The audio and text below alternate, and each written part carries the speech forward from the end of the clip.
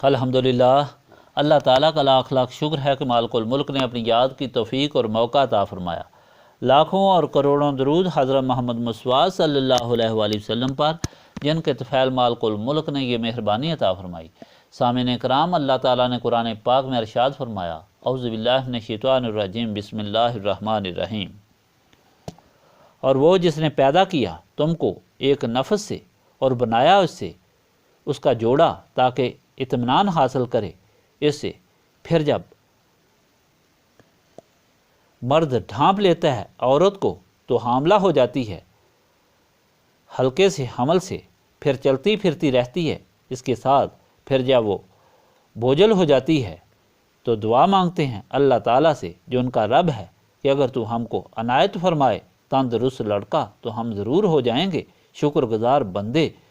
پس جب اللہ تعالیٰ عطا کرتا ہے ان کو تندرست لڑکا تو وہ دونوں بناتے ہیں اللہ تعالیٰ کے ساتھ شریک اس میں جو اس نے ان کو دیا، تو بلند و برتر ہے اللہ تعالیٰ اس سے جو وہ شریک بناتے ہیں۔ کیا وہ شریک بناتے ہیں اسے جس نے کوئی چیز پیدا نہیں کی اور وہ خود پیدا کیے گئے ہیں، اور وہ نہیں طاقت رکھتے ان کو مدد پہنچانے کی اور نہ اپنے آپ مدد کر سکتے ہیں، اور اگر تو بلائے ان کو ہدایت کی طرف تو نہ پیروی کریں آپ کی تو یکساں ہیں ان کے لیے، خواہ تم بلاؤ ان کو یا خاموش رہو، بے شک وہ جن کو تم پوجتے ہو اللہ تعالیٰ کے سوا وہ بندے ہیں تمہاری طرح، تو پکار انہیں، پس چاہیے کہ قبول کریں تمہاری پکار کو اگر تم سچے ہو۔ کیا ان کے پاؤں ہیں جن سے وہ چلتے ہیں، یا کیا ان کے ہاتھ ہیں جن سے پکڑتے ہیں، یا کیا ان کی آنکھیں ہیں جیسے وہ دیکھتے ہیں، یا کیا ان کے کان ہیں جیسے وہ سنتے ہیں؟ آپ صلی اللہ علیہ وآلہ وسلم کہیں کہ پکارو ان شرکا کو، پھر سازش کرو ہمارے خلاف اور مت مہلت دو مجھے، یقیناً میرا حمایتی اللہ تعالیٰ ہے جس نے اتاری یہ کتاب، اور وہ حمایت کرتا ہے نیک بندوں کی اور جن کی تم عبادت کرتے ہو۔ اللہ تعالیٰ کے سوا وہ طاقت نہیں رکھتے تمہاری امداد کی، اور نہ ہی وہ اپنی مدد کر سکتے ہیں، اور اگر تم بلاؤ ان کو ہدایت کی طرف تو وہ نہیں سنیں گے، اور تو دیکھے گا انہیں کہ وہ دیکھ رہے ہیں تیری طرف حالانکہ ان کو کچھ نظر نہیں آتا۔ پچھلی مرتبہ آپ نے منکرین کے 2 سوال سنے جو نبی پاک صلی اللہ علیہ وآلہ وسلم سے کرتے تھے، کہ ان کے وہ جواب سنیں جو اللہ تعالیٰ نے نبی پاک صلی اللہ علیہ وآلہ وسلم کو ارشاد فرمائے۔ ان کا آپ صلی اللہ علیہ وآلہ وسلم کے لیے پہلا سوال تھا کہ قیامت کی ساعت کے متعلق آپ ہمیں بتائیں کہ کب آئے گی، کیونکہ آپ دعویٰ کرتے ہیں کہ آپ اللہ تعالیٰ کے رسول ہیں۔ اور دوسرا سوال کہ آپ صلی اللہ علیہ وآلہ وسلم ہمارے ہمدرد اور بہی خواہ بنتے ہیں، آپ ہمیں بتائیں کہ کل کون سی چیز مہنگی ہوگی تاکہ ہم وہ آج خرید کر رکھ لیں اور نفع کمائیں۔ حضور پاک صلی اللہ علیہ وآلہ وسلم کو حکم ملا کہ آپ صلی اللہ علیہ وآلہ وسلم فرما دیں، ساتھ یعنی قیامت کا علم اللہ تعالیٰ کے پاس ہے، اور اسے وہی وقت آنے پر ظاہر فرمائے گا، اور وہ وقت اچانک آئے گا اور بڑا سخت ہوگا، اور کل کی مہنگائی کے لیے بھی نہ تم کو نہیں بتاتا، کیونکہ علم غیب سب اللہ تعالیٰ کے پاس ہے، جسے وہ چاہتا ہے دیتا ہے بر وقت اور ضرورت کے وقت، اور اگر اسے وقت سے پہلے ظاہر کیا جائے تو انتظام دنیا میں خلل پڑ جائے گا۔ حضور پاک صلی اللہ علیہ وآلہ وسلم کو حکم ہوا کہ آپ صلی اللہ علیہ وآلہ وسلم کہہ دیں، میں نفع یا نقصان سے بچنے کا اختیار آج خود نہیں رکھتا مگر جو اللہ تعالیٰ چاہے۔ اب ان دونوں جوابات سے وہ لوگ جو نسبت رسولی صلی اللہ علیہ وآلہ وسلم سے محروم ہیں اور ان کے دل ظلمت میں ڈوبے ہوئے ہیں اور شیطان کے قبضے میں ہیں، حضور پاک صلی اللہ علیہ وآلہ وسلم کی شان کی تخفیف بیان کرتے ہیں، بڑے زور سے کہتے ہیں حضور پاک صلی اللہ علیہ وآلہ وسلم کو نہ کوئی اختیار تھا نہ غیب کا علم، وہ ان ساری احادیث اور واقعات کو بھول جاتے ہیں جو اس ضمن میں موجود ہیں۔ مثلا حضور پاک صلی اللہ علیہ وآلہ وسلم نے قیامت کے سارے واقعات، اس کے نشانات، آمد کے اثار اور اس کے حالات مفصل بیان فرمائے، اور چونکہ حضور پاک صلی اللہ علیہ وآلہ وسلم ہی قیامت کے دن شافع ہوں گے، اس لیے یہ بات قرین قیاس نہیں کہ حضور پاک صلی اللہ علیہ وآلہ وسلم کو علم نہ ہو کہ قیامت کب ہے۔ حضور پاک صلی اللہ علیہ وآلہ وسلم ہدایت دینے والے، اللہ تعالیٰ کے محبوب صلی اللہ علیہ وآلہ وسلم بڑی شان والے، اللہ تعالیٰ کے رسول صلی اللہ علیہ وآلہ وسلم ہیں۔ جنوں انس، زمین و آسمان اور سب کچھ حضور پاک صلی اللہ علیہ وآلہ وسلم کے غلام اور حضور پاک صلی اللہ علیہ وآلہ وسلم کے سبب ہی وجود میں آیا۔ حضور پاک صلی اللہ علیہ وآلہ وسلم نے ممبر پر کھڑے ہو کر ازل سے ابد تک کے حالات بتائے اور فرمایا پوچھ لو مجھ سے جو چاہو، اللہ تعالیٰ نے میرے سامنے ساری کائنات کو کف دست کی طرح کر دیا ہے۔ حضور پاک صلی اللہ علیہ وآلہ وسلم اپنی زندگی میں بے شمار ایسی ارشاد فرمائے جو بالکل غیب تھے۔ مثال کے طور پر جو کافر آپ صلی اللہ علیہ وآلہ وسلم کو شہید کرنے کے لیے آیا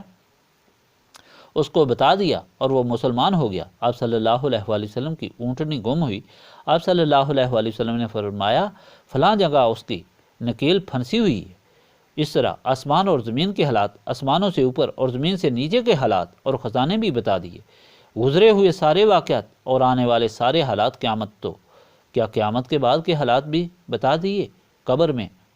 مردوں کی حالت بھی بتا دی۔ کل کی خبر تو معمولی بات ہے، بات یہ ہے کہ یہ لوگ جو سوال کرتے تھے کیا وہ اس قابل تھے کہ ان کو اللہ تعالیٰ کے راز بتا دیے جائیں، جبکہ وہ منکر، مذاق کرنے والے، دین پر ایمان نہ لانے والے، ہر قسم کی تکلیفیں اور دکھ درد دینے والے لوگ ہرگز نہیں۔ ان کے لیے صرف یہی جواب کافی تھا اور مناسب تھا کہ سب علم اس اللہ تعالیٰ کے پاس ہے جس کے تم منکر ہو، جس کی ہدایت کو تم قبول نہیں کرتے۔ بہکتے رہو اور اپنی گمراہی میں اور بڑے سے بڑے عذاب کے حقدار بنو۔ جو لوگ ان لوگوں کی طرح ہی خیال اور عقیدہ رکھتے ہیں ان کے قلوب بھی انہی لوگوں کی طرح نسبت رسولی صلی اللہ علیہ وآلہ وسلم سے محروم اور سیاہی سے بھرپور ہیں۔ ان کو بھی اس طرح ان کی گمراہی میں چھوڑ دینا چاہیے۔ صحیح عقیدہ یہ ہے کہ ہر اختیار کا مالک اور ہر غیب کا جاننے والا وہ اللہ تعالیٰ ہے، جو نبی پاک حضرت محمد مصطفیٰ صلی اللہ علیہ وآلہ وسلم کا خالق اور مالک ہے۔ اسے بے شمار اختیار ہے اور بے شمار علم غیب حاصل ہے، اور اس نے ہر چیز کی انتہائی حد حضور پاک صلی اللہ علیہ وآلہ وسلم کو عطا فرمائی۔ اب کتنی فرمائی یہ صرف اللہ تعالیٰ اور اس کا رسول صلی اللہ علیہ وآلہ وسلم جانتا ہے، لیکن جو اللہ تعالیٰ کے رسول صلی اللہ علیہ وآلہ وسلم نے چاہا ان کو بتا دیا، جو چاہا عطا فرمایا، اور اللہ تعالیٰ نے ساری کائنات کو ان کے اشارے پر موقوف کر دیا۔ یہ وہ حقیقت ہے جو تاریخ اسلام سے روز روشن کی طرح واضح ہے، اور اس کو بیان کرنے کے لیے الگ کتاب کی ضرورت ہے۔ آج کا فرمان بھی انہی منکر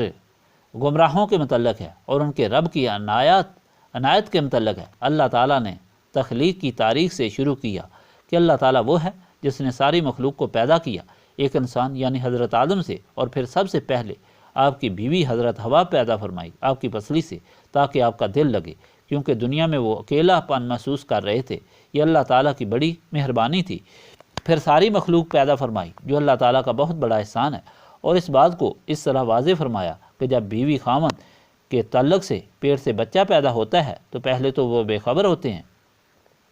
لیکن جب پیدائش کا وقت قریب آتا ہے تو ان کو فکر لاحق ہوتی ہے، کیونکہ پیٹ میں بوجھ زیادہ ہو جاتا ہے۔ اس وقت ان کو نو وارد کی آمد کی انتظار ہوتی ہے، لیکن پھر یہ فکر بے حد ہو جاتی ہے کہ بچہ کس طرح ہوگا۔ پہلی بات تو یہ ہے کہ بیٹا ہونا چاہیے، دوسری بات یہ کہ تندرست ہو، صحت مند ہو، لائق اور خوبصورت ہو۔ اب اس کے لیے ان کا کوئی اختیار نہیں ہوتا، لا محالہ ان کی توجہ اللہ تعالیٰ کی طرف ہو جاتی ہے۔ دن رات دونوں اللہ تعالیٰ سے دعائیں مانگتے ہیں اس مقصد کے لیے۔ جب اللہ تعالیٰ کی عنایت ہوتی ہے، تندرست بچہ پیدا ہوتا ہے، تو ایک دم ان کا رویہ بدل جاتا ہے، کیونکہ اس وقت کے منکرین اسے بتوں کی پرستش کرنے کی عنایت سمجھتے، ان پر جا کر پھول چڑھاتے، دعائیں کرتے، تو اللہ تعالیٰ فرماتا ہے کہ کم بختو، دیکھو تو صحیح کہ بچہ دیا اللہ تعالیٰ نے، اور رجوع تم ان کی طرف کرتے ہو جو خود بنائے جاتے ہیں، جو نہ ہاتھ ہلا سکتے ہیں، نہ پاؤں، نہ زبان، نہ آنکھ تم کو جواب دے سکتے ہیں، نہ کوئی چیز پیدا کر سکتے ہیں، بلکہ خود بنائے گئے ہیں۔ وہ تم کو کیا دے سکتے ہیں؟ یہ عنایت تو اللہ تعالیٰ کی ہے جس نے تم کو اور ساری کائنات کو بنایا۔ اللہ تعالیٰ فرماتا ہے کہ ان کی اس گمراہی اور ظلم کی وجہ سے اللہ تعالیٰ ان سے ناراض ہوتا ہے، شیطان ان پر پورا قبضہ کر لیتا ہے اور ان کے دل و دماغ سیاہ ہو جاتے ہیں۔ جو کام نہیں کرتے وہ آ کر بیٹھے تو نبی پاک صلی اللہ علیہ وآلہ وسلم کی خدمت میں، اور معلوم یہ ہوتا ہے کہ حضور پاک صلی اللہ علیہ وآلہ وسلم کی ہدایت سن رہے ہیں اور یہ حضور پاک صلی اللہ علیہ وآلہ وسلم کو دیکھ رہے ہیں، لیکن حقیقت یہ ہوتی ہے کہ نہ ان کی قوت سماعت کام کرتی ہے، نہ قوت بصارت، وہ حقیقت نہیں دیکھ سکتے اور اس نور سے نہیں دیکھ رہے ہوتے جو پردے کے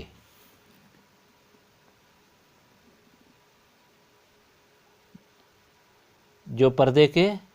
دراز سے بھی یہ نظارہ کر سکتی ہے، بلکہ ان کی بصارت اور سماج شیطانی ہوتی ہے، جو حقیقت کو نہیں دیکھ رہے ہوتے بلکہ وہ